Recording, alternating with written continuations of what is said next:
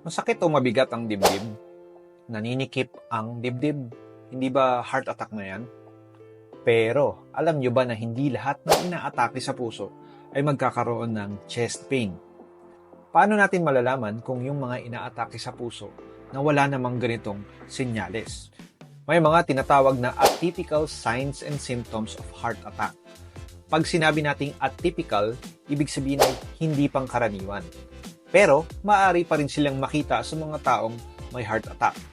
Ilan sa mga sintomas ng heart attack na atypical o hindi common ay fatigue o pagkapagod, shortness of breath or pagkahingal, hindi maipaliwanag na discomfort sa lalamunan o sa panga, masakit na sikmura na maaaring kamukha ng nakikita sa may GERD o reflux disease or ulcer, at nausea o pagkaduwal.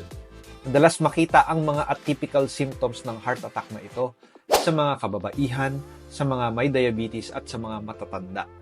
Kailangang maging alerto sa mga sintomas na ito, lalo na sa mga at risk for heart attack. Pwede kasing akala nating pagod lang or sinisikmura lang ay atake sa puso na pala.